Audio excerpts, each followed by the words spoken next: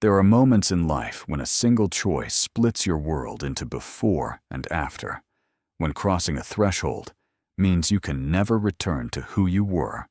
Elena lived in the before, unaware that the after was waiting for her on the other side of a wrought iron gate, behind eyes darker than midnight, belonging to a man whose very name made grown men tremble. If this story touches your heart, subscribe to the channel and leave a like. Comment where you're listening from, and if you feel it was really worth it, consider becoming a member to get early access to upcoming stories. Your support makes all the difference. The university library smelled of old paper and possibility, a scent Elena had grown to love during her 4 years studying literature. It was a Thursday evening in late autumn, and the reading room was nearly empty. Just the way she preferred it. The amber glow from the brass desk lamps created pools of warmth against the encroaching darkness outside, where rain had begun to tap against the tall windows with increasing urgency. Elena sat at her usual spot in the corner, surrounded by stacks of books about Italian Renaissance poetry, her dark hair pulled into a messy bun, reading glasses perched on her nose. She wore an oversized cream sweater that swallowed her small frame and jeans with a hole in the knee, the uniform of a graduate student who valued comfort over fashion. At 23, Elena existed in a world of words and ideas. She analyzed love in sonnets, but had never felt it herself. Her life was careful, measured, safe, exactly the way her grandmother had raised her to be after her parents died when she was 7. Don't draw attention. Don't take risks. Keep your head down and your heart protected. Elena had followed these rules perfectly, building a life that was small but secure. She had no way of knowing that tonight, all of that would shatter. The library's main door opened with a gust of cold wind that made the lamplight flicker. Elena glanced up instinctively, then immediately looked back down. 3 men had entered, and something about them sent a primal warning through her body. They wore expensive suits that fit too well, moved with predatory confidence. The one in front was tall, broad-shouldered, perhaps in his early 30s, with dark hair and a jawline that looked carved from marble. But it was his eyes that made Elena's breath catch, dark, intelligent, and somehow empty, as if he'd seen things that had burned away whatever warmth had once lived there. Elena forced her gaze back to her book, trying to make herself invisible, a skill she'd perfected over the years. But she could feel those eyes land on her, could sense the weight of his attention like a physical touch. Her heart hammered against her ribs. The men spoke in low voices to the elderly librarian, Mr. Reeves, who had worked there for 40 years. Elena couldn't hear the words, but she heard the tone, polite on the surface, but with an underlying current of steel that suggested the politeness was a courtesy that could be revoked at any moment. Mr. Reeves nodded rapidly, his hands trembling slightly as he gestured toward the rare book section in the back. Elena tried to focus on Dante's verses, but the words blurred on the page. She sensed, rather than saw, when the man in front, the one whose presence seemed to suck the air from the room, turned and walked directly toward her table. Her fingers tightened on her pen. Don't look up. Don't engage. Don't exist. But then he was standing there, barely 3 feet away, and she had no choice. Slowly, Elena raised her eyes. Up close, he was devastating. Not handsome in a conventional way, but compelling in a manner that made conventional handsomeness seem irrelevant.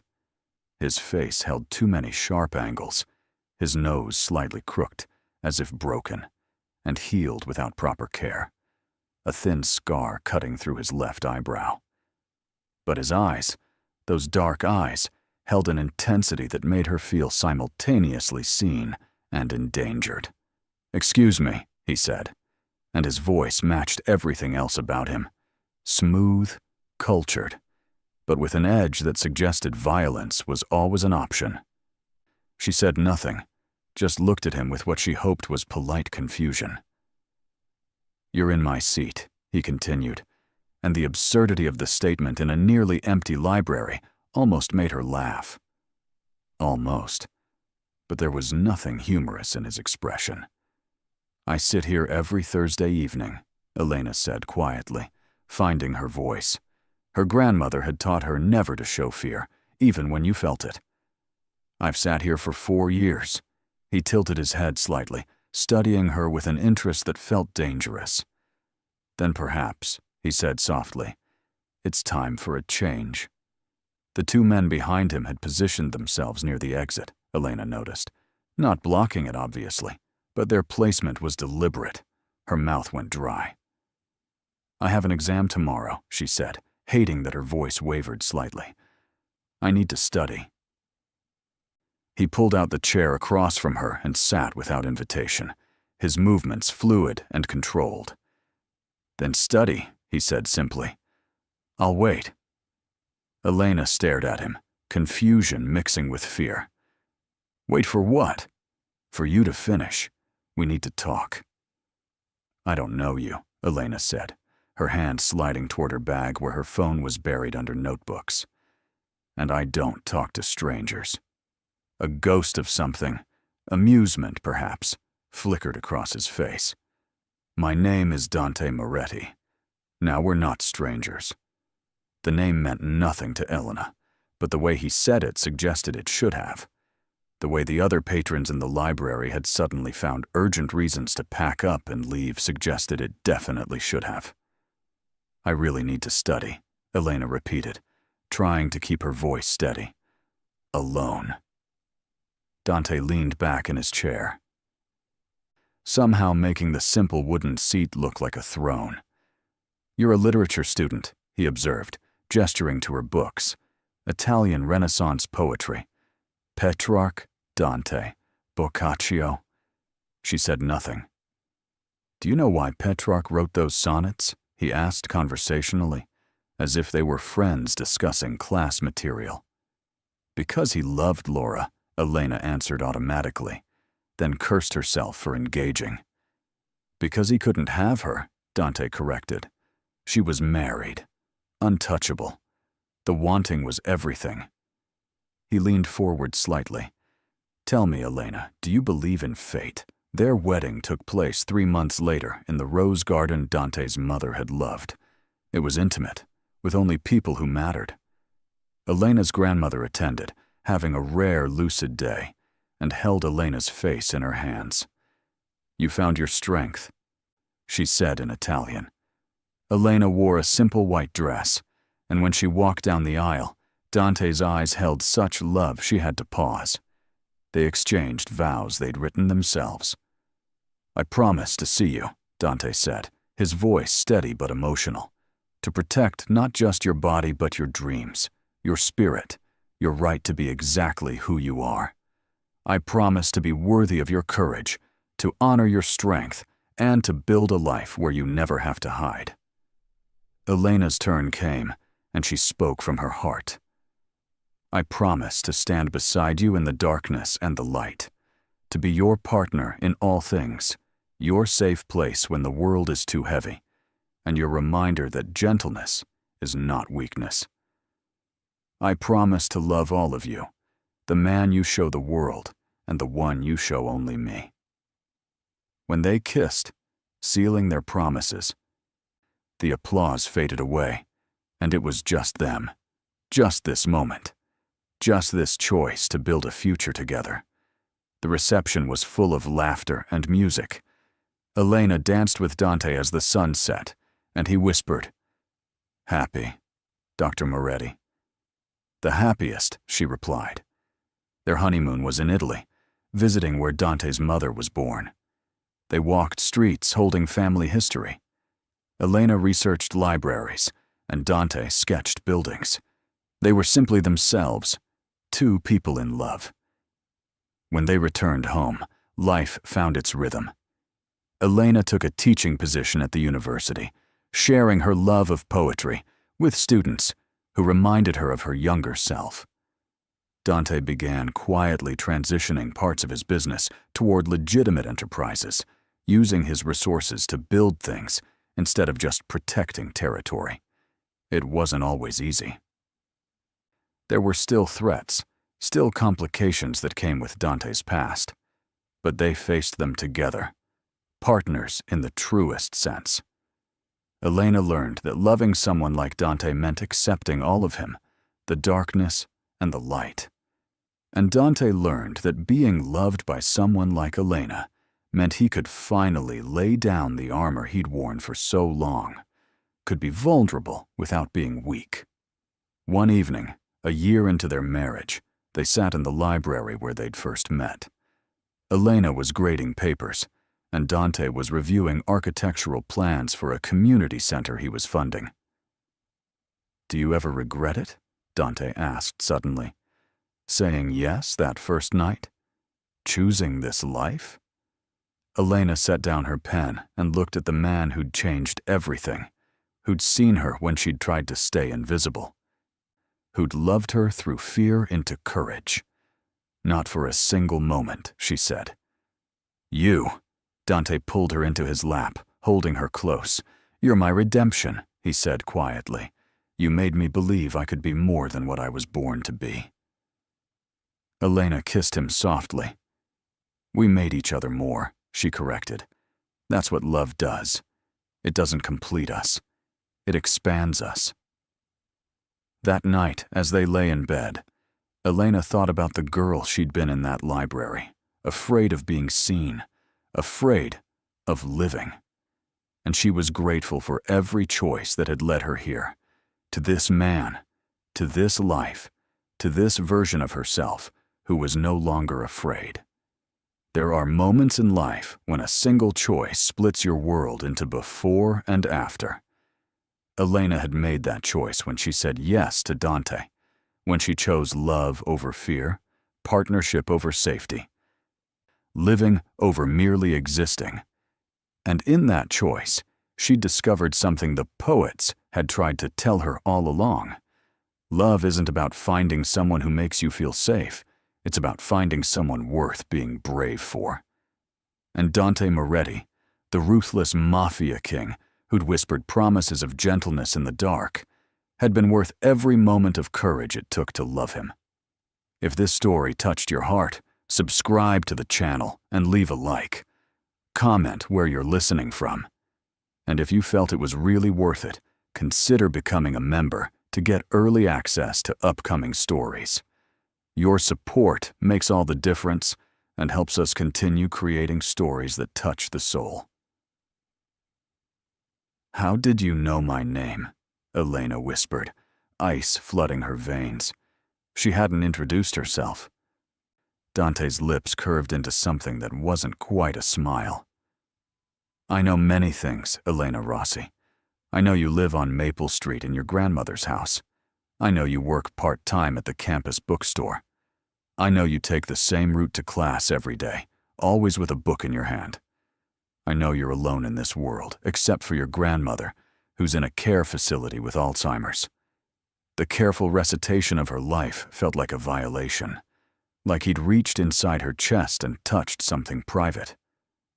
Why, she managed to ask, though her throat felt tight. Why would you know those things? Because 3 weeks ago, you witnessed something you shouldn't have. Elena's mind raced backward, trying to understand. 3 weeks ago, what had she seen? And then it hit her. The memory surfacing like something dark rising from deep water. She'd been leaving the library late, cutting through the alley behind the building because it saved 5 minutes on her walk home. She'd heard voices, angry, urgent. She'd frozen, pressing herself against the brick wall, and through the gap between 2 dumpsters she'd seen them. 3 men surrounding a 4th, who was on his knees, pleading. One of the standing men had raised something, a gun, and Elena had turned and run before she could see more. She'd run until her lungs burned, until she reached her street, And then she'd locked herself in her house and tried to convince herself it had been nothing. A movie being filmed, a misunderstanding, anything but what she knew in her gut it had been. "I didn't see anything," Elena said, but her voice betrayed her. "I don't know what you're talking about." Dante studied her with those unreadable eyes. "You're a terrible liar. It's almost refreshing. Most people in my world lie as easily as breathing." Fear crystallized into something sharp in her chest. "Are you going to kill me?" The question hung in the air between them. One of the men near the door shifted slightly, his hand moving inside his jacket. But Dante held up one finger, a small gesture that froze the movement immediately. "If I wanted you dead," he said calmly, "you would have never made it home that night." Elena felt tears prick her eyes but refused to let them fall. "Then what do you want?" "I want," Dante said, leaning forward until she could smell his cologne, something expensive with notes of cedar and smoke, "to offer you a choice." "What kind of choice?" Elena asked, though part of her didn't want to know. "You saw something that could cause me problems if it reaches the wrong ears. The police are already investigating. They'll eventually canvass the area, show your photo around, and someone will remember seeing you that night. When they question you, and they will, you'll either lie for me or tell the truth." Elena swallowed hard. "And if I tell the truth, then you'll be signing your own death warrant, not from me, necessarily, but from the people who want me gone. They'll eliminate any witness who could testify. You'll be a loose end, and loose ends get cut." The casual way he discussed her potential murder made Elena's stomach turn. "And if I lie? If you lie, if you tell the police you saw nothing, heard nothing, then you're still in danger. They won't believe you. They'll push. They'll pressure. And eventually, even if you never break, someone will think you know too much. So either way, I'm dead," Elena said, surprised by how steady her voice sounded. Dante shook his head slowly. "Either way, you're in danger. But I'm offering you a third option." Elena waited, her heart hammering. "Come work for me." The absurdity of it almost made her laugh. "I'm a literature student. What could I possibly do for you? You could stay close, where I can protect you, where I can make sure no harm comes to you from either side. You'd be under my protection, officially. No one would touch you." "And what would I have to do?" Elena asked, afraid of the answer. "Be my companion. Attend events with me. Make it believable that you're important to me, that you're under my shield." The implication was clear, and heat flooded Elena's face. "You want me to pretend to be your girlfriend?" "I want you to stay alive," Dante corrected. "The method is negotiable. But this is the safest path for you. There are people who want to hurt me, and they do that by hurting what's mine. If you're visibly mine, they won't touch you without starting a war. And if you're not mine, you're just a witness who needs to disappear." Elena felt trapped, cornered, like an animal with no good options. "I need time to think." "You have until I finish my business here," Dante said, standing. 20 minutes. Then I'll need your answer. If it's no, I'll arrange for you to be moved to a safe location until the investigation concludes.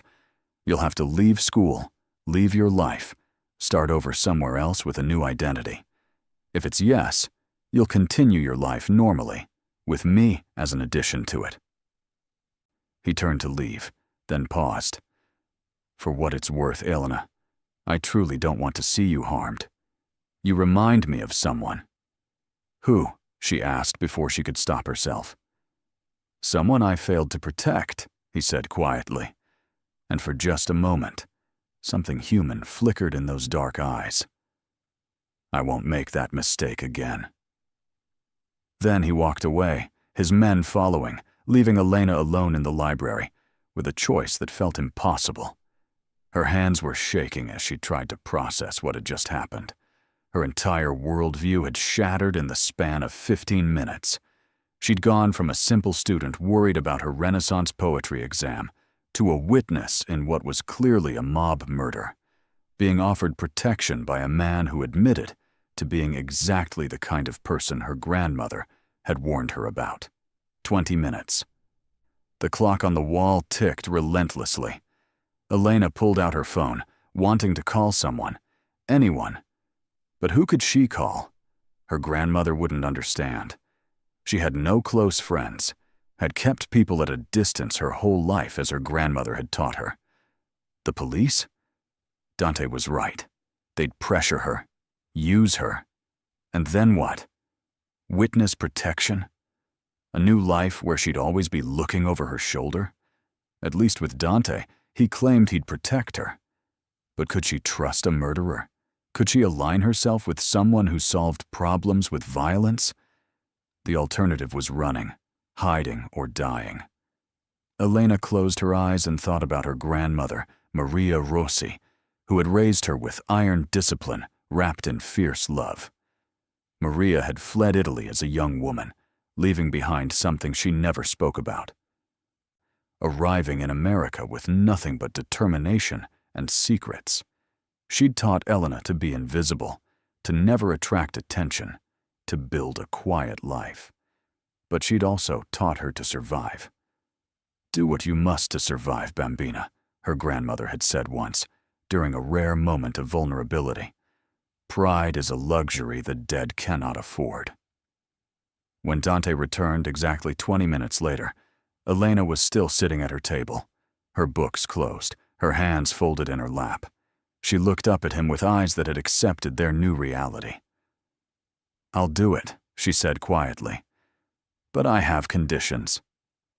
Dante raised an eyebrow, something like respect flickering across his face. "Tell me." "I finish my degree.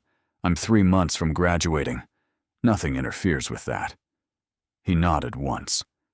"Agreed." "I'm not sleeping with you," Elena continued, her cheeks burning but her voice firm. "This is protection, not prostitution. The deal is for appearances only." Dante's expression didn't change. "I'm not asking you to. Despite what you might think, I don't force women into my bed. When you come to me, and you will, it will be your choice." The arrogance of the statement made anger flare in Elena's chest. "I won't." "We'll see," he said simply. "Any other conditions?" "My grandmother. She's an evergreen care facility. She gets the best treatment available, no matter the cost. I want her comfortable and safe." "Already done," Dante said. "I had her moved to the private wing this afternoon. She has round-the-clock care and anything she needs." Elena's breath caught. "You were that certain I'd say yes?" "I was certain you're smart enough to choose survival," Dante corrected. "Anything else?"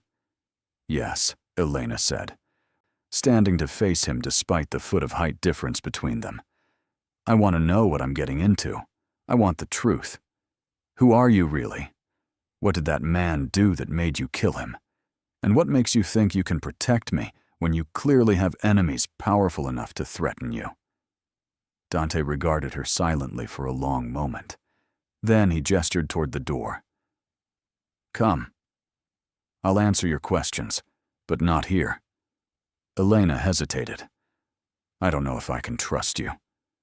"You can't," Dante said bluntly. "But you've already made your choice. Now you have to live it."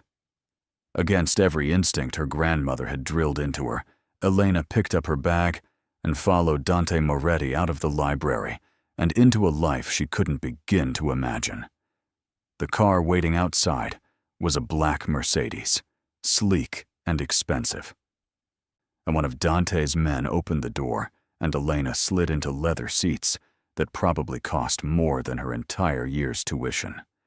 Dante sat beside her, and the door closed, sealing them in intimate proximity. As they drove through the city, rain now falling in earnest, Dante began to speak. "My family has been in this city for 4 generations. We handle things that others can't or won't. We provide services, solve problems, maintain order in places where the law either can't reach or chooses not to look. Some call us criminals. Others call us necessary. I call us survivors in a world that eats the weak. Elena watched the streetlights blur past. And the man in the alley? He was a traitor, Dante said simply. He sold information to a rival organization that got 3 of my men killed. Good men with families. He knew the price of betrayal. So you killed him. Justice was served. Not by law, but by the rules we all agreed to live by. It doesn't bother you, Elena asked quietly. Taking a life? Dante turned to look at her, and in the dim light of the car, his face was all shadows. Every life I take bothers me. I'm not a monster, Elena. I'm a man doing what's necessary to protect what's mine. The difference is, I don't lie to myself about what I am. Elena absorbed this. And now I'm yours? Now you're under my protection, which in my world means the same thing. People will see you with me and understand that harming you means war. It's the safest place you could be. And what do you get out of this? Elena asked, besides a witness who won't talk. Dante was quiet for a moment. I get to keep you alive, he finally said. And that matters more than you understand. The car pulled up in front of a restaurant, the kind with no sign, just a plain door that suggested exclusivity. They were escorted through a nearly empty dining room to a private area in the back. The meal that followed was surreal. Dante ordered for both of them in flawless Italian, courses appearing without Elena having to ask. He was surprisingly easy to talk to when he chose to be, asking about her studies, her thesis on the female poets of the Renaissance, her dreams of teaching. You love words, he observed, refilling her wine glass. The way you talk about poetry, there's passion there. It's the only passion I've ever had, Elena admitted, the wine loosening her tongue slightly. I've spent my whole life being careful, controlled. Books were the only place I could feel everything without risk. Dante studied her with an intensity that made her skin warm. That's about to change. You can't live in my world and stay safe in your head. Things will happen that will force you to feel, to choose, to become someone you never imagined. Elena met his eyes. Is that a warning or a promise? Both, he said, and then added more quietly, I'm sorry you got pulled into this. Sorry your life got disrupted, if there had been another way. But there wasn't, Elena finished. So here we are. Here we are, Dante agreed. After dinner, he drove her home himself, the 2 guards following in a second car. When they pulled up in front of her grandmother's small house, Dante turned to her. Starting tomorrow, you'll be with me publicly. I'm hosting a charity event at my estate. You'll attend as my companion. I'll send a stylist and a dress. Just show up and stay close. People will talk, take photos, spread the word. By Sunday, everyone who matters will know you're mine. Elena's stomach fluttered with anxiety. I don't know how to be in your world. You don't have to know, Dante said. Just be yourself. That's what makes this believable. He reached out slowly, telegraphing the movement, and tucked a strand of hair behind her ear. His fingers were warm against her skin. Sleep well, Elena. Tomorrow, everything changes. The dress arrived at 10 in the morning, delivered by a woman named Sophia, who had sharp eyes and gentle hands. She was in her 50s, elegant, with silver threading through her dark hair. I've worked with Dante's family for 20 years, Sophia said, laying out the gown on Elena's bed. I dressed his mother before she passed. You must be special if he's asked me to come personally. I'm just a student, Elena said, feeling overwhelmed by the midnight blue silk that shimmered like water. Sophia smiled knowingly. No one is ever just anything in Dante's world. The fact that you think you are tells me everything I need to know about why he chose you. The dress fit like it had been made for her body specifically, and maybe it had been. Dante seemed to know everything else. The fabric draped elegantly, modest but stunning, with a neckline that suggested rather than revealed. Sophia worked on her hair, sweeping it up into a soft updo that left a few curls framing her face. Minimal makeup, Sophia instructed. Your beauty is in your authenticity. Don't hide it. When Elena finally looked in the mirror, she barely recognized herself. She looked like someone who belonged in Dante's world, sophisticated and elegant, but her eyes still held that wariness, that fear. That's normal, Sophia said softly, seeing her expression. The first time is always frightening, but Dante will protect you. He's many things, but he keeps his word. The car arrived at 6. Dante stepped out, and Elena's breath caught. He wore a black suit that had been tailored to perfection.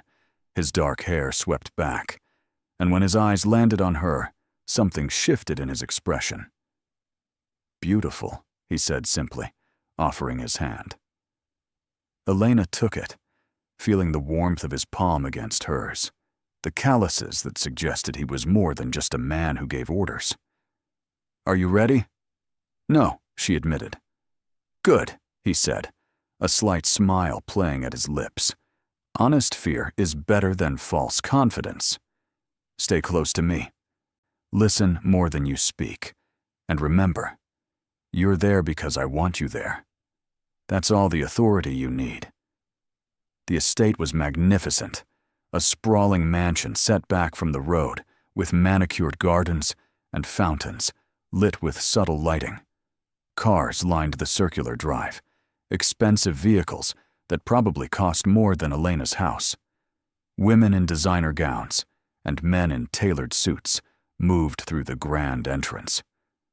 This is a charity event, Dante explained as they walked in, his hand resting possessively on the small of her back. We're raising money for the children's hospital. Not everything in my world is dark, Elena. Some of it is necessary good. The ballroom was stunning, all marble and crystal, with a live orchestra playing classical music. Conversations paused as they entered, heads turning, eyes assessing. Elena felt like a specimen under glass. Dante, people greeted, some warmly, others with careful respect. And who is this lovely creature? This is Elena, Dante said, his tone allowing no room for disrespect. She's with me. The words carried weight, and Elena watched understanding dawn on face after face. Whispers followed them as they moved through the room. Dante introduced her to what felt like hundreds of people, business owners, politicians, artists, people from every level of society. Elena shook hands, smiled politely, and tried not to show how overwhelmed she felt. You're doing well, Dante murmured during a quiet moment. Just breathe. A woman approached, stunning in red, with platinum blonde hair and eyes like ice. Dante, she purred, kissing both his cheeks in the European fashion. I heard rumors you'd taken up with someone new. I had to see for myself. Maria, Dante said, his tone cooling. Elena, this is Maria Constantino, an old friend. Maria's smile didn't reach her eyes as she assessed Elena from head to toe. How charming, she said. Where did you find her, Dante? A library. Elena felt heat rise in her cheeks, but before she could respond, Dante's hand tightened almost imperceptibly on her waist. I found her exactly where I needed to, Dante said, his voice carrying an edge. And I'd appreciate if you treated her with the respect she deserves. Maria's eyes widened slightly. Of course, she said, taking a step back. I meant no disrespect. Enjoy your evening. As she walked away, Elena released a breath she hadn't realized she was holding. She hates me. She doesn't know you well enough to hate you, Dante corrected. She's threatened by you, which is different. Maria and I have history, and she doesn't like being replaced. You're not replacing anyone, Elena said. This is just for show. Dante looked down at her, his dark eyes unreadable. Keep telling yourself that. The evening progressed, and despite her nerves, Elena found herself relaxing slightly. Dante never left her side, always had a hand on her, always included her in conversations.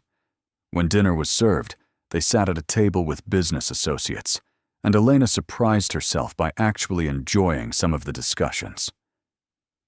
You have thoughts on the museum funding? An older gentleman named Vincent asked her. Elena hesitated, then decided honesty was her best approach. I think art should be accessible, she said carefully. Museums should be for everyone. Not just those who can afford expensive memberships. Public funding ensures that. Vincent laughed, delighted. She has a brain, Dante. I like her. After dinner, the orchestra began playing waltzes, and couples moved to the dance floor. Dante stood, offering his hand. I don't know how to dance like this, Elena whispered. I'll lead, he said. Just follow. On the dance floor, with his arm around her waist and her hand in his, Elena felt the rest of the world fade. Dante moved with confident grace, guiding her through steps she didn't know, making her look skilled when she felt clumsy. You're good at this, she said, surprised. My mother insisted, Dante replied. She said a man who can't dance can't lead. Up close, she could see the small details, the shadow of stubble on his jaw. The way his eyes weren't just dark, but actually held flecks of gold in certain light, the small scar at his temple. You're staring, he noted, amusement in his voice. I'm trying to figure you out, Elena admitted. You're a walking contradiction. How so? You kill people but host charity events. You threaten me but protect my grandmother. You're ruthless, but you dance like a gentleman. Dante's expression grew serious. I contain multitudes, Elena, just like you, just like everyone. The difference is, I don't apologize for mine. The song ended, but Dante didn't let her go immediately. Instead, he leaned down slightly, his lips near her ear. You did beautifully tonight, he said softly. Everyone here now knows you're untouchable. You're safe. But as they left the dance floor, Elena caught sight of Maria watching them with an expression that suggested safety might be more complicated than Dante promised. Over the following weeks, Elena's life transformed in ways she couldn't have imagined. She still attended her classes, still studied her poetry, still visited her grandmother every Sunday. But now there were other things, dinners with Dante, appearances at his side, and slowly, carefully, moments where the pretense began to feel less like acting. Dante was surprisingly considerate. He never pushed, never demanded more than she'd agreed to. He had clothes delivered but always in her style, simple and elegant. He sent cars, but never insisted she use them if she preferred to walk. He protected her space while making his presence known. 3 weeks after the charity event, Elena was studying in the library again when Dante appeared. No guards this time, just him, carrying 2 coffee cups. I remembered you like it with cream and too much sugar, he said, setting one in front of her. Elena looked up, surprised. You didn't have to come here. I wanted to, Dante said, sitting across from her in the same spot he'd taken that first night. And I thought you might want to know. The police closed their investigation. Insufficient evidence. You're clear. Relief flooded through Elena. So I'm safe. As safe as anyone in my world can be, Dante confirmed. But our arrangement, if you want to end it now, I'll understand. Elena considered this. She could walk away, return to her quiet life, be invisible again. But something had shifted in her. She'd tasted a different kind of existence, had felt seen and protected and strangely alive in Dante's presence. "I'd like to continue," she said quietly, "if that's acceptable." Dante's expression softened in a way she'd never seen before. "It's more than acceptable." They fell into an easy silence, Elena returning to her books, while Dante pulled out a leather-bound notebook and began writing. "What are you working on?" Elena asked after a while, curious. Dante glanced up. "Letters to the families of the men I lost, making sure they're taken care of. It's my responsibility." "You feel guilty," Elena observed. "I feel accountable," Dante corrected. "They died because of choices I made. The least I can do is ensure their children have futures." Elena saw him differently then, not just as the dangerous man who disrupted her life, but as someone who carried the weight of his decisions, who honored his debts. "You're more complicated than I expected," she admitted. "You're exactly as complicated as I expected," Dante replied. "It's why I wanted you." Elena felt warmth spread through her chest at those words, and she pushed it down, reminding herself this was still an arrangement, still a performance. Except it was becoming harder to remember that when Dante looked at her, like she mattered. That weekend, Dante invited her to his estate, not for an event, but just to visit. "I want you to see where I live," he explained, "to understand my world better." The estate in daylight was even more impressive than at night, with sprawling gardens and a sense of history in every brick. Dante gave her a tour, showing her the library that rivaled the university's, the music room with a grand piano, the gardens his mother had designed. "This was her favorite place," he said, stopping at a rose garden in full bloom. She'd spend hours here, talking to the flowers like they were friends. "She sounds wonderful," Elena said softly. "She was," Dante replied, his voice heavy with something Elena recognized as grief. "She believed people were fundamentally good. She saw the best in everyone." He paused. "She would have liked you." "How did she die?" Elena asked gently. "Cancer," Dante said. 5 years ago. Fast and cruel. By the time we caught it, there was nothing to be done. I'd give anything to have told her I loved her one more time." Elena reached out without thinking and took his hand. "I'm sorry." Dante looked down at their joined hands, then back at her face. "You have her kindness," he said, "that instinct to comfort. It's rare in my world." They walked together through the gardens, and Dante talked more than Elena had ever heard him talk, about his childhood, about his father who'd taught him the business, about the choices that had led him here. "I never wanted this," he admitted. "I wanted to be an architect, to build things instead of managing an empire built on fear and loyalty. But my father died, and someone had to step up. The family needed a leader." "So you sacrificed your dreams," Elena said. "For duty," Dante confirmed, "just like you've been sacrificing your preferences for safety. We're not so different, you and I."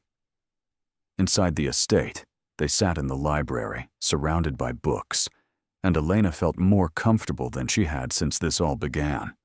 Dante poured wine, and they talked about literature, about the poets Elena studied, about the stories Dante had read as a child in Italy before his family moved to America.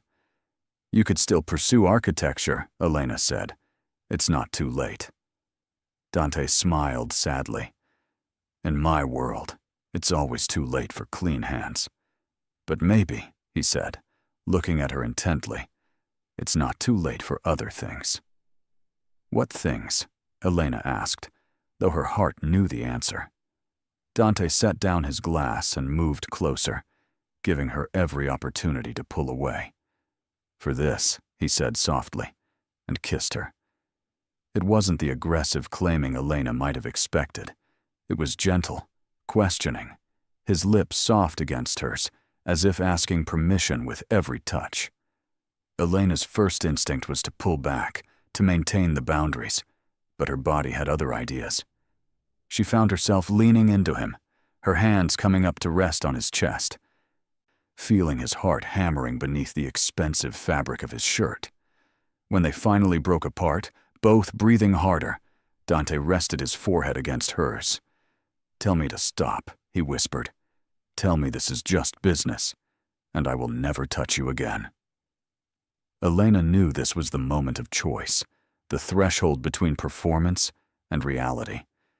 She could step back, maintain the safety of emotional distance, keep her heart protected like her grandmother had taught her. Or she could step forward into uncertainty, into something that terrified her precisely because of how much she'd come to want it. "I can't tell you to stop," she whispered back, "because I don't want you to." Dante pulled back just enough to look into her eyes, searching. "Are you sure? You don't have to do this." "I know," Elena said, "but I want to." "That's different from obligation. It's choice. And I'm choosing you." Dante kissed her again, slower this time, deeper, and Elena felt something unlock inside her that she hadn't known was closed. His hands came up to frame her face, thumbs stroking her cheeks with a tenderness that contradicted everything she thought she knew about him. When he pulled back, his eyes were dark with desire, but also with something that looked like wonder. "I need you to understand something," Dante said, his voice rough. "I've been with women before, but I've never felt like this. Like touching you is both a privilege and a prayer." Elena's breath caught. "What are you saying?" "I'm saying this matters," Dante replied. "You matter. And if we do this, it's not part of the arrangement. It's separate. It's real." Elena reached up and traced the scar through his eyebrow with her finger. "I'm afraid," she admitted. "Not of you hurting me physically, but of this, of letting someone in and losing them. My parents died and left me. My grandmother is fading. Everyone I love disappears." "I know," Dante said softly. "I'm afraid too. I'm afraid of being the man who ruins you, who takes your light and dims it with my darkness. But I'm more afraid of never knowing what we could be." "Show me," Elena whispered. "Show me who you really are." Dante stood and offered his hand. "Come with me." He led her through the estate to his private wing, to a bedroom that was surprisingly simple, despite the luxury of the house. The walls were a soft gray, the bed massive, but covered in plain white linens, books stacked on the nightstand. "This is where I'm just Dante," he explained. "Not the boss, not the king, just a man." Elena felt the significance of being brought here, of being allowed into his private sanctuary.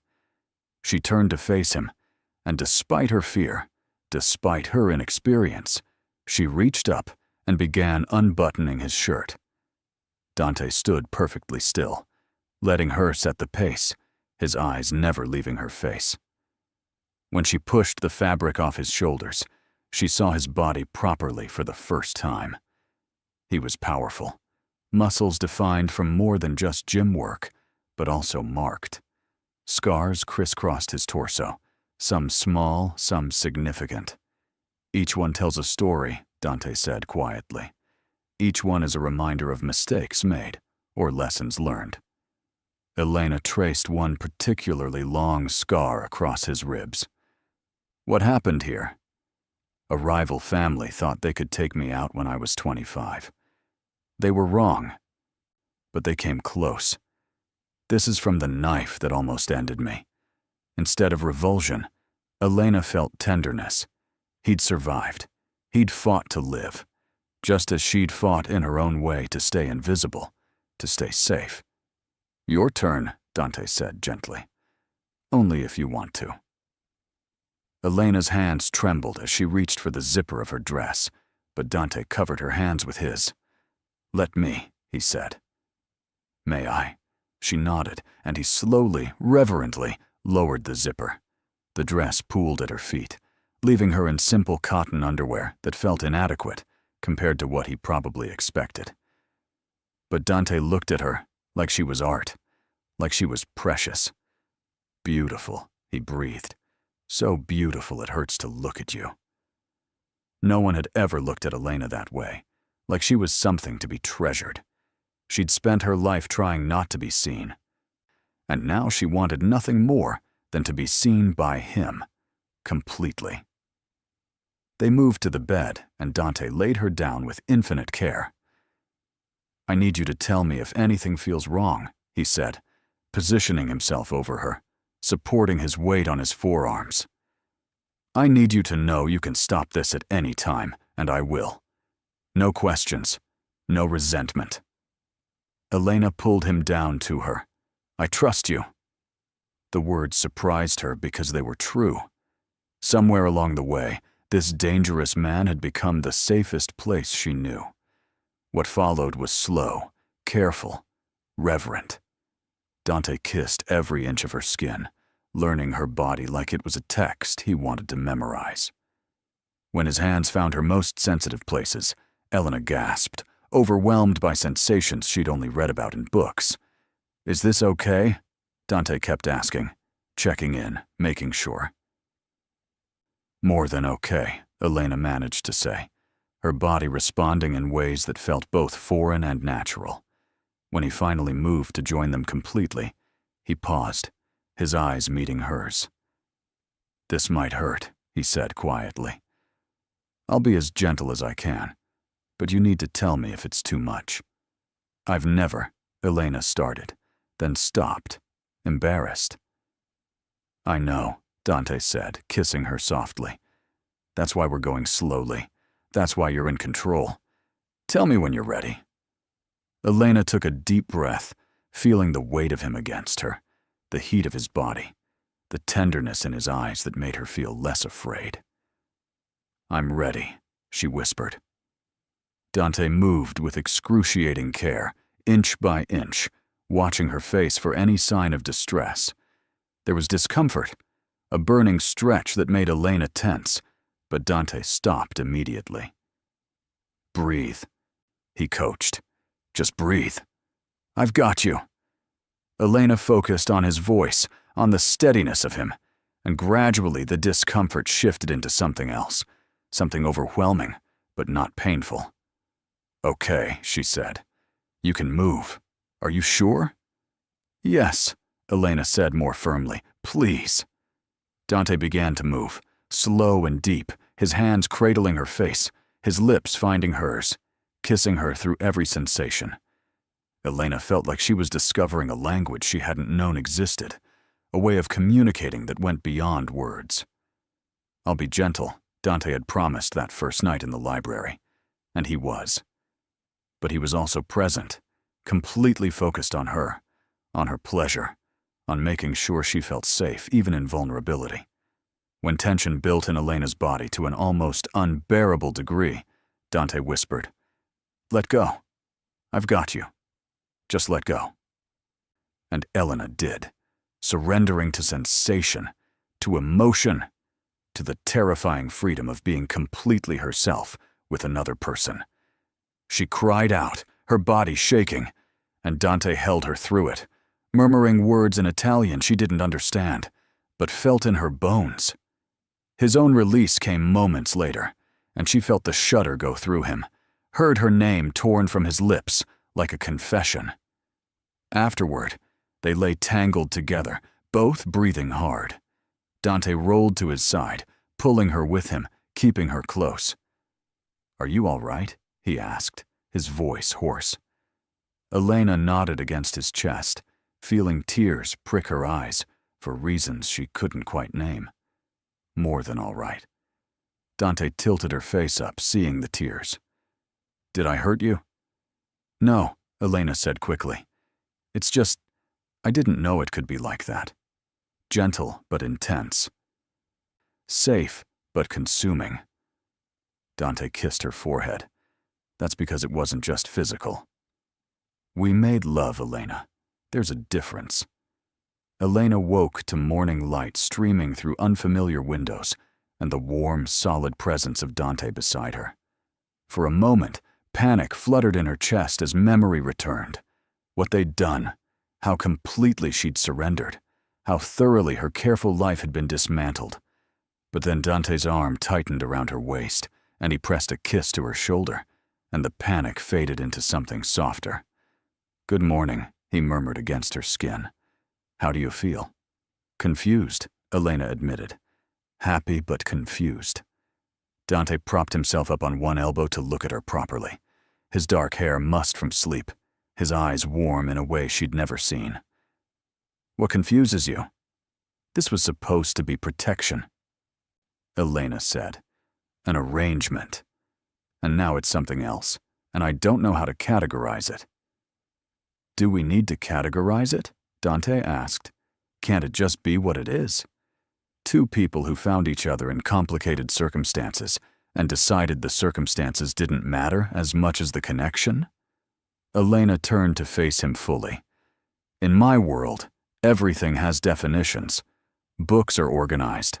Poems have structures. Feelings have names. This," she gestured between them, "doesn't fit into any category I know." "Then we'll create a new category," Dante said simply. "One that's just ours." He traced her jaw with his finger. "Elena, I know this started as obligation, but somewhere along the way, you became the first thing I think about when I wake up, and the last thing I want to see before I sleep. That's not duty. That's something else entirely." "What do we call it?" Elena whispered. "Whatever we want," Dante replied. "But if you're asking what I feel, it's simple. I'm falling in love with you." The words hung in the air between them, terrifying and perfect. Elena had read about love in countless poems, had analyzed its metaphors and symbols, but she'd never expected to feel it herself, especially not for a man who represented everything she'd been taught to avoid. "I don't know if I know how to love someone," Elena confessed. "My grandmother raised me to be independent, to need no one." "Then we'll learn together," Dante said, "because I'm not much better at this. I know how to command, how to protect, how to destroy threats. But being gentle, being vulnerable, letting someone see the man beneath the monster, that's new for me too." "You're not a monster," Elena said firmly. "You're a man who does monstrous things sometimes, but you're also the man who takes care of his men's families, who hosts charity events, who dances with patience and kisses with reverence. You contain multitudes." Dante smiled, something unguarded and boyish that transformed his face. "You remember that conversation?" "I remember everything you've said to me," Elena admitted. "Every word matters when it comes from you." They stayed in bed longer than necessary, talking about everything and nothing, learning the small intimacies that build between lovers. Elena learned that Dante liked his coffee black and too hot, that he read poetry in Italian when he couldn't sleep, that he had a scar on his knee from falling out of a tree as a child. Dante learned that Elena hummed when she was thinking, that she had a small birthmark behind her left ear, that she cried during sad movies even when the writing was terrible. Eventually, they rose and showered, separately at Elena's shy insistence, though Dante made it clear he'd prefer otherwise. Over breakfast on the terrace, reality began to creep back in. "There's something you should know," Dante said carefully. "Now that you're truly in my life, not just as protection, but it's—" He paused, searching for the right word. "As my partner, things might get more complicated." "How so?" Elena asked, though dread curled in her stomach. "There are people who want to hurt me by hurting what I love," Dante explained. "Maria, the woman from the charity event, she's one of them. Our families have been allies and rivals for generations. She expected to marry me, to unite our organizations. When I chose to remain independent, she took it personally." "Is she dangerous?" Elena asked. "Very," Dante confirmed. "Not just to me, but to anyone she perceives as a threat. And you, by being with me, by mattering to me, become the biggest threat of all. Elena processed this. So I'm still in danger, just a different kind. Yes, Dante said honestly. But I need you to understand. I will do everything in my power to keep you safe. I have guards who will watch you. I have resources to protect you. And I have the will to destroy anyone who tries to harm you. But I won't lie and say there's no risk. There's always risk in my world. Elena thought about this, about the choice she was making to stay despite the danger. A week ago she might have run. But now, after last night, after feeling seen and cherished in a way she'd never experienced, running seemed impossible. I'm staying, she said firmly. Whatever comes, I'm choosing this. I'm choosing you. Dante reached across the table and took her hand. Then I promise you'll never regret it. The next few weeks passed in a rhythm that felt almost normal. Elena attended her classes and continued working on her thesis. Dante managed his business, though he never discussed the details with her, a separation she appreciated. But they spent every night together, either at the estate or at Elena's small house, which Dante approached with unexpected reverence. This is where you became who you are, he said, looking around at the modest rooms filled with books. It's sacred. They cooked together, Elena teaching Dante her grandmother's recipes, Dante surprising her with his skill at making pasta from scratch, something his mother had taught him.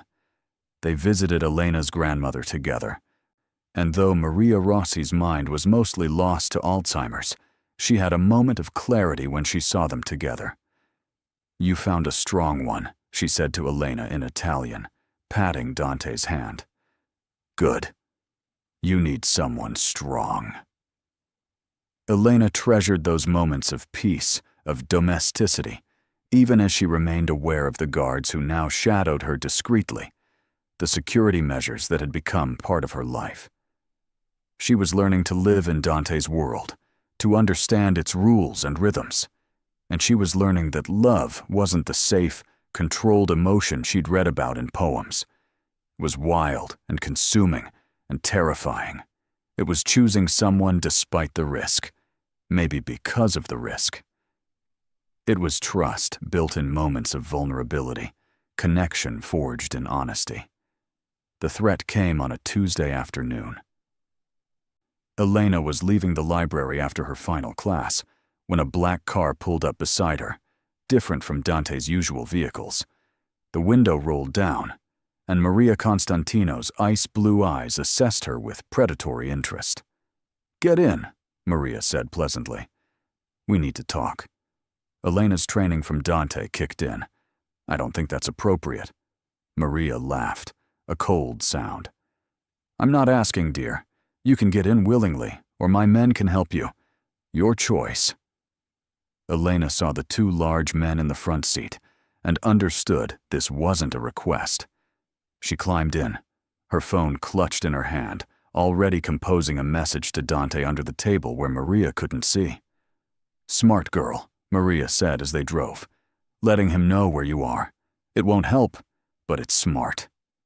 The car drove to an upscale restaurant, and Maria led Elena to a private booth in the back. She ordered champagne without asking if Elena wanted any. So, Maria began, once they were alone. "You're the little nobody who thinks she can keep Dante Moretti." Elena kept her voice steady. "I'm not trying to keep anyone. Dante makes his own choices." "Does he?" Maria mused. "Or did you manipulate your way into his life by playing the victim?" "I heard about the witness situation. Very convenient." Elena felt anger rise but pushed it down. "Whatever you think happened, you're wrong." "Then let me tell you what I think happened," Maria said, leaning forward. "I think you saw an opportunity and took it. A rich, powerful man offering protection? Of course you said yes. And then you seduced him, made him think you're different from all the other women who want his money and power." "You don't know anything about me," Elena said quietly. "I know you're in over your head," Maria replied. I know Dante's world will destroy you. Do you have any idea what he's done? The people he's hurt? The blood on his hands?" "I know enough," Elena said. "I know he's complicated. I know he's trying to be better." Maria laughed again. "Better? Darling, men like Dante don't get better. They just get better at hiding who they really are. But let me tell you what's really going to happen. You're going to leave him. You're going to realize you're not cut out for this life, and you're going to run. And when you do, I'll be there to pick up the pieces." "Why are you telling me this?" Elena asked. "Because I'm giving you a chance to leave gracefully," Maria said. "Walk away now, and I'll make sure you're taken care of. Stay, and you'll learn exactly how cruel this world can be." "Is that a threat?" "It's a promise," Maria said. "I've been patient. I've watched Dante parade you around like a trophy. But my patience has limits. You have 1 week to end things with him. If you don't, I'll make you wish you had." Elena stood, her legs shaking but her voice firm. "I'm not leaving Dante. And you threatening me only proves you're exactly what he said you are. Someone who uses fear instead of earning love." Maria's expression turned glacial. "You have no idea what you've just done." Elena walked out of the restaurant, her heart pounding. Outside, one of Dante's cars was already waiting, having tracked her location. She climbed in, and the driver, a man named Marco, who she'd come to recognize, spoke calmly. "Boss knows. He's meeting you at the estate." When Elena arrived, Dante was pacing in his office, fury radiating from him like heat. "Are you hurt?" he demanded, pulling her into his arms before she could answer. "Did she touch you?" "No," Elena said against his chest. "She just talked, threatened me, told me to leave you or face consequences." Dante pulled back, his jaw clenched. "I should have seen this coming. Maria doesn't accept defeat gracefully." "What are we going to do?" Elena asked. "We," Dante said firmly, "are doing nothing. I am handling this. You're staying here where you're protected." "But," Elena started. "No," Dante interrupted, his tone brooking no argument. "This is my world, Elena. Let me protect you in it." Elena saw the fear beneath his anger, the terror that he might lose her. She reached up and touched his face. "I'm not afraid." "You should be," Dante said quietly.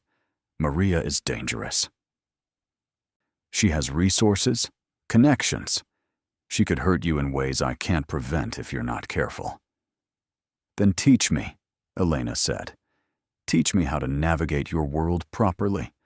If I'm going to be in it, I need to understand it fully." Over the next few days, Dante did exactly that. He taught her about the families, the alliances, the codes they all lived by. He showed her how to read people, how to see threats before they materialized. He introduced her to his most trusted advisors, making it clear she was to be protected at all costs. But he also taught her how to protect herself, hiring an instructor to teach her basic self-defense, ensuring she always had a panic button, making sure she understood that asking for help was strength, not weakness. Elena absorbed it all, understanding that knowledge was power in this world. She also continued her studies, determined not to let her own dreams die in the shadow of Dante's empire. Her thesis defense was scheduled for 2 weeks away, and despite everything, she remained focused on finishing her degree. "You're remarkable," Dante told her one evening, as she worked on final edits, while he handled business beside her. "Most people would have fallen apart by now. But you're still here, still pursuing your goals, still standing." "I learned from my grandmother," Elena said. "She survived things I can't imagine, and still built a life. I can do the same." Dante kissed her temple. "You're stronger than you know." But there was a tension in the air, a sense of waiting for the other shoe to drop. Maria hadn't made another move, but everyone knew it was coming. The question was when and how. Elena tried not to let it consume her thoughts, but it was always there, lurking at the edges of her awareness. She found herself looking over her shoulder, jumping at unexpected sounds, trusting fewer people. Dante noticed, of course. "You can't live in fear," he told her gently. "That's letting her win." "I know," Elena said. "But knowing and doing are different things." "Then let me give you something else to think about," Dante said. He pulled a small box from his pocket, and Elena's breath caught. "This isn't what you think," he said quickly. "Or maybe it is. I don't know." He opened the box, revealing a delicate ring with a single stone. "It was my mother's," he explained. "She gave it to me before she died, and told me to give it to someone worthy. Someone strong enough to stand beside me, not behind me." Elena stared at the ring, emotion clogging her throat. "Dante, I'm not asking for marriage," he clarified. "Not yet. But I'm asking you to be my partner in every sense, to share my life, my world, my future. Will you?" "Yes," Elena said without hesitation. "Yes to all of it." Dante slid the ring onto her finger, and it fit perfectly, as if his mother had known somehow that this woman would be the one. They sealed the promise with a kiss that tasted of hope and commitment, and for a moment, the threats surrounding them faded into insignificance.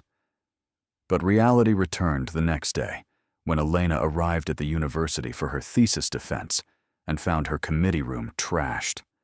Papers scattered, her research destroyed, and spray-painted on the wall in red. A simple message. Last warning. Elena stood frozen, staring at the destruction of months of work, and felt something inside her shift from fear to fury. She called Dante immediately. "I'm done being threatened," she said when he arrived. "I'm done letting her control my life through fear. Tell me how to fight back." "Elena," Dante started, his face grave as he surveyed the damage. "No," Elena interrupted. "You said I'm your partner. Partners fight together. So tell me what we do." Dante studied her for a long moment, then nodded. "All right. But we do this my way." The plan was simple but risky. They would draw Maria out, make her think she'd won, and then trap her with evidence of her crimes that even her family connections couldn't protect her from.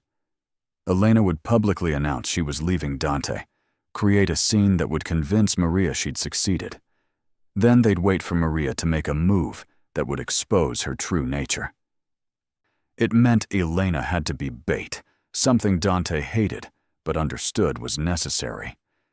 "You don't have to do this," he told her the night before they executed the plan. "We can find another way." "There is no other way," Elena said, "and I'm not running anymore. I'm fighting." The public breakup happened at a restaurant where they knew Maria's spies would be watching. Elena played her part perfectly, tears streaming down her face as she told Dante she couldn't live in his world anymore, that the fear was too much, that she needed a normal life. Dante's part was harder because the pain in his eyes wasn't entirely acting. He let her leave, let her walk away, and then waited. Maria made her move within hours. She showed up at Elena's house with 2 of her men, confident and smug. "I told you this world would break you," Maria said, standing in Elena's living room. "But don't worry, I'll make sure Dante finds comfort." Elena stood her ground, the wire she was wearing hidden beneath her sweater. "Is that why you threatened me? Why you destroyed my work? Because you want him for yourself?" "I want what should have been mine from the beginning," Maria said. "Dante was promised to me. Our families had an agreement, but he chose to stay independent, chose to play at being noble. And then he chose you, some nobody with nothing to offer." Elena saw the rage beneath Maria's composed exterior. "So you tried to scare me away." "I did scare you away," Maria corrected. "You left him, just like I knew you would." "Actually," Elena said calmly, "I didn't. This was a trap. And you just confessed to multiple crimes while wearing a wire. Maria's face went white, then red with fury. You stupid girl. You have no idea what you've done. On cue, Dante appeared in the doorway with several police officers and the district attorney, someone who owed Dante a favor and had been looking for a way to bring down the Constantino family's illegal operations. Maria Constantino, the DA announced, you're under arrest for destruction of property, harassment, and conspiracy to commit assault. We've been investigating your organization for months. This confession is just the beginning. Maria lunged for Elena, but Dante moved faster, stepping between them.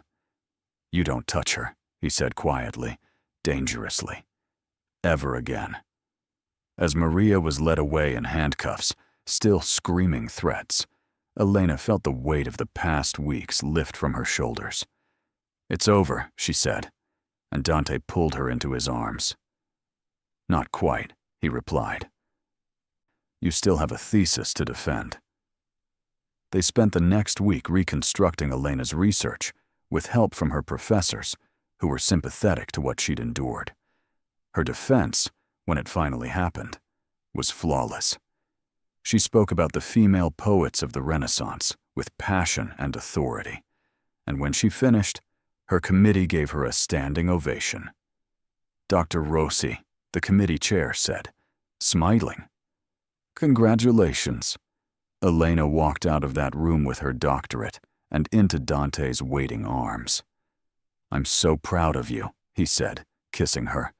"You did it." "We did it," Elena corrected. "I couldn't have survived any of this without you."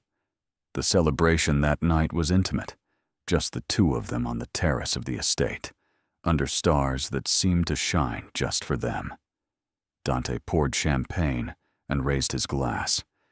To Dr. Elena Rossi, he said, "The strongest woman I've ever known."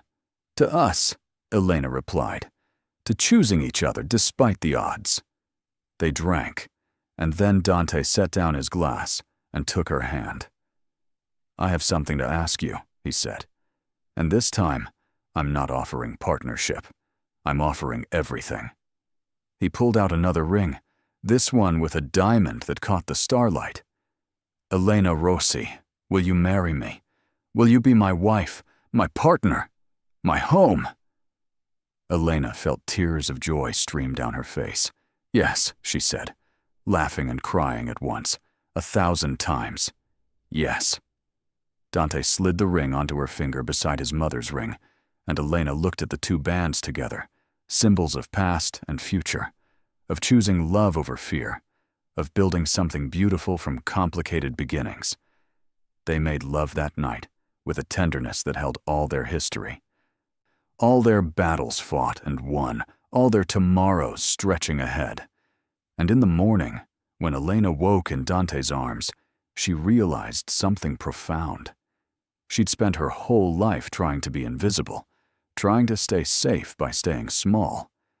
But Dante had seen her anyway, had loved her not despite her fears, but through them. And in being seen, in being loved, she'd become someone she never imagined she could be. Strong, brave, complete.